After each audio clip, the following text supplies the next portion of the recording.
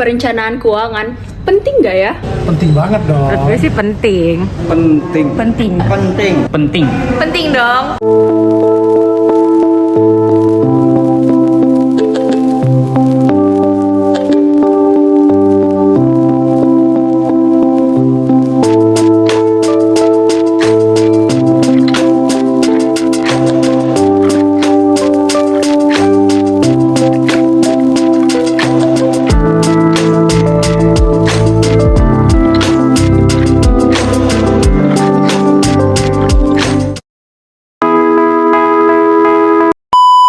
Action. Halo guys, kalian semua pasti punya kan keinginan masing-masing. Ada yang kayak abis PTS pengen liburan, atau enggak ada yang pengen beli rumah, atau bahkan pas pensiun pengen punya financial freedom. Nah, semua itu bakal terwujud kalau kalian punya satu hal, yaitu uang. Nah, untuk mencapai itu, ada yang namanya perencanaan keuangan. Dan kali ini, gue dan teman-teman gue bakal bahas tentang itu. So, stay tune ya! Perlu kita ketahui, inflasi yang ada di Indonesia ini memiliki persentase yang cukup tinggi. Secara tahunan, inflasi IHK pada Juni 2022 tercatat 4,35% year on year. Maka dari itu, perencanaan keuangan itu diperlukan karena saat inflasi tinggi, harga barang pun akan meningkat. Jika kita tidak melakukan perencanaan keuangan, maka daya beli kita terhadap barang-barang akan turun.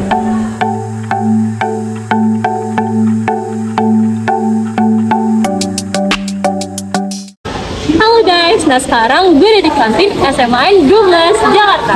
Sebelumnya gue mau tanya-tanya nih ke salah satu teman ubes kita tentang bagaimana sih cara mereka melakukan sebuah perencanaan keuangan.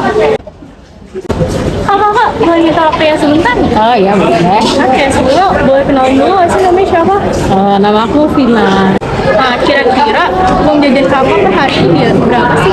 Sebenarnya uang jajan aku per hari itu 10.000 dikasih sama orang tua.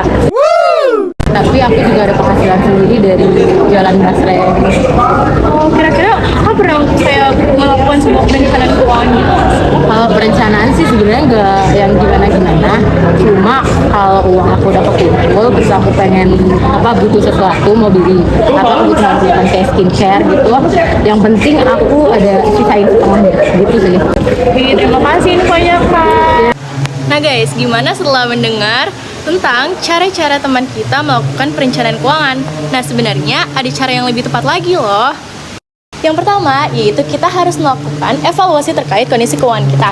Yang kedua, kita harus menentukan tujuan kita untuk apa sih kita melakukan perencanaan keuangan tersebut. Dan yang ketiga, kita harus menghubungkan antara kondisi keuangan kita dengan tujuan kita.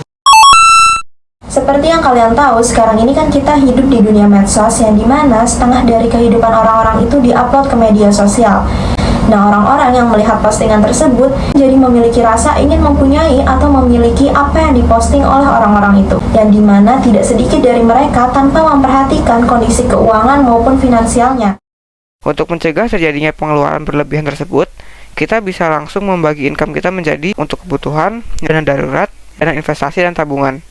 Saat seseorang sudah spending melebihi income yang ada, maka ia sudah berhutang dan ujungnya hanya menjadi siklus hutang. Saya bilang kembalikan duit yang sudah Anda pakai. Orang yang bijak mengelola income-nya memiliki spending lebih kecil dibandingkan income-nya tersebut. Halo, Assalamualaikum. Dalam kesempatan ini, kakak akan mencoba menjelaskan mengenai perencanaan keuangan. Sebagaimana suatu negara seperti Indonesia, kita membuat APBN, Anggaran Pendapatan dan Belanja Negara. Selanjutnya adalah menerapkan rumus 50, 30, dan 20. Maksudnya apa nih? 50 itu digunakan untuk kebutuhan, 30 itu 30% ya, maksudnya ya 50%, terus 30% itu digunakan untuk membeli barang-barang yang kita inginkan. Nah, yang 20% disisihkan untuk menabung, untuk berinvestasi. Gimana tadi penjelasan dari teman-teman gue? Semoga kalian semua pada paham ya. Nah, sebelum nutup video ini, gue bakal recall beberapa hal dulu. Jadi pada dasarnya, financial planning atau perencanaan keuangan adalah 3 hal berikut. Pertama, ngatur pengeluaran. Yang kedua adalah nabung sesuai tujuan. Dan yang ketiga adalah berinvestasi. Oh, di situ. Oke, sekian video dari kita. Semoga bermanfaat bagi kita semua dan bye-bye!